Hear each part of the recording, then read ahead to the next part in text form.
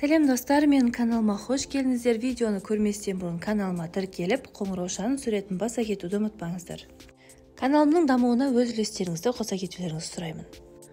Бұл видеода біз жұмыртқа қабығының адам денсаулығына пайдасы туралы, оның құрамындағы витаминдер мен микроэлементтер туралы, және жұмыртқа қабығынан жасалатын, жасартатын маска туралы айтатын боламыз. Қызықты ақпараттарды жіберіп алмас үшін видеоны соңына дейін көріңіздер. Тауық жұмыртқасының қабығы 90% кальций карбонатынан тұрады. Ағзадағы кальций алмасудың бұзылуы қанның аздығына, тез салқын тигіштікке, аллергияға, ерінге ұшықтың шығуына душар етеді. Әйелдерде ақ етек кір бөлінгіш болып, түсік тастағыштық, толғақ кезіндегі әлсіздікке, жатыр бұлшық еттерінің әлсіз болуына да кальцийдің аздығы себеп. Ал енді ағзамыздағы бұл жетіспеушілікті түзеу қиындау мәселе. Хлорлы кальций, гипс, бор сияқты нәрселердің адам ағзасында қорытылып сіңілуі өте қиын. Тауық жұмыртқасының қабығы 90% кальций карбонатынан тұрады. Оның құрамындағы ағзаға қажетті барлық элементтер: мыс, фтор, темір, марганец, молибден, фосфор, күкірт, цинк, кремний және басқалары барлығын атап айтқанда 27 элемент табылады екен. Ең маңыздысы кремний мен молибденнің барлығы. Біздің күнделікті тамағымызда бұл элементтер жоқтың қасы. Олар болса ағзамыздағы биохимиялық реакциялардың дұрыс түлеуінің негізгі себепшілері. Жұмыртқа қабығының құрамы адамның сүйектері мен тістерінің таңғаларлықтай сәйкес екен. Онымен қоймай, жұлындағы қан жасушаларының жұмысын күшейтеді. Сәйкесінше ағзаның түрлі радиациялық әсерлерге шыдамдылығы арта түседі. Тамаққа қосылатын ұнтақталған қабықтардың ағзаға пайдалары жоғарғы терапевтік белсенділігі мен бактериялық немесе басқа зиянды нәрселердің жоқтығын көрсетті. Үйрек немесе қаз жұмыртқаларының ондай қасиеті жоқ. 1 жастан бастап сәбилерге берудің пайдасы айтарлықтай. Жұмыртқа қабығының ұнтағын жүкті әйелдер, балалар және ересектер кальций жетіспеген жағдайда қолданады. Мұндай ұнтақты үнемі қолданған жағдайда қан қысымы мен жүрек қағысының жұмысы жақсарады, зиянды холестерин деңгейі азаяды, зат алмасу процесін қалпына келтіреді, қалқанша безі ауруларын алдын алынады, гастрит жазылады, қан тазарады. Балаларда рахит пен анемияның алдын алынады, аллергияны емдеуге болады, шаш пен тырнақ қатаяды, безеу шықпайды, жүйке жүйесінің қызметі жақсарады екен. Алайда, ұнтақ кейбір ауруларды емдейтін дәрі-дәрмектің орнын баса алмайды, бірақ ағзаға аурудан айығуға көмектеседі. Мамандардың айтуынша жұмыртқа қабығының ұнтағын әзірлеуде тек үй тауықтарының жұмыртқасын пайдаланған жөн. Жұмыртқадан ұнтақ әзірлеу тәсілі. Жұмыртқаны ішіндегісінен тазартып, жұқа пленкасын алып тастау керек. Пленкасын алып тастағаннан кейін оны лақтыруға асықпаңыз. Оның да пайдасы бар, келесі минуттарда айтатын боламын. Қабықты жуып 5 минуттай қайнатады. 5-6 сағат кептіріп майдалау қажет. Ұнтақты қараңғы жерде және шыны ыдыста сақтаған дұрыс. Қолдану әдісі. 7 жастан асқан балаларға күніне жарты шай қасық ұнтақ беруге болады. Ал 14 жастан жоғарғы және ересектер күніне 1-2 шай қасық мөлшерінде қабылдау керек. Жұмыртқа ұнтағын қабылдамас бұрын дәрігермен ақылдасып алған жөн.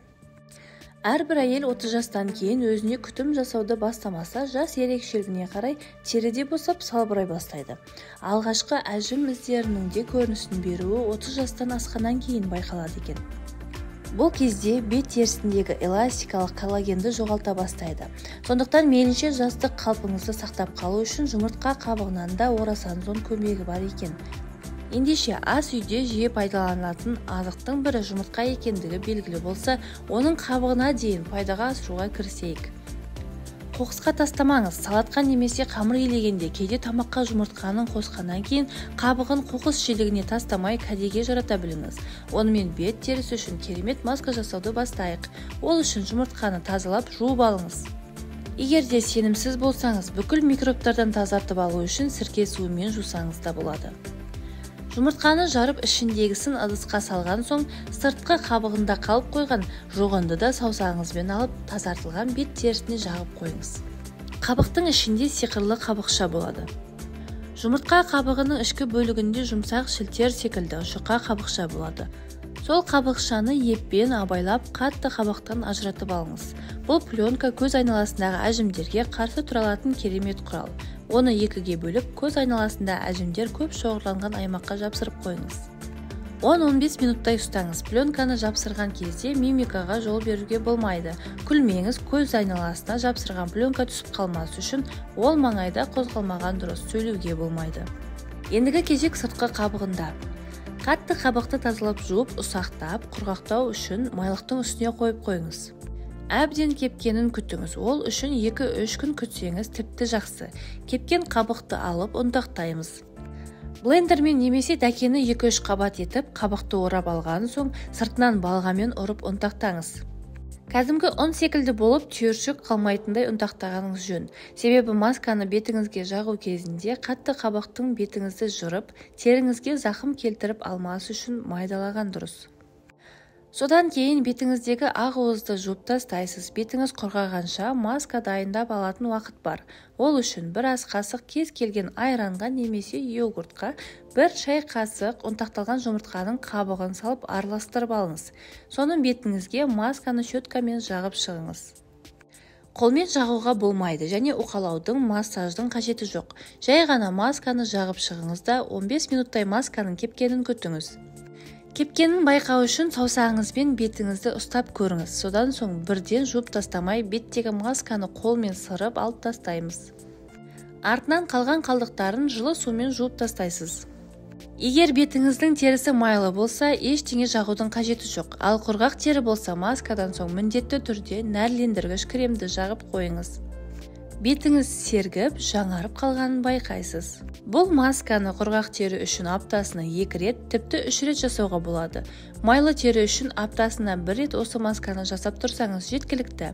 4 аптадан соң теріңіздің жасарып, әжімдер тартылып, әдемі теріге ие болғаныңызды сезінесіз.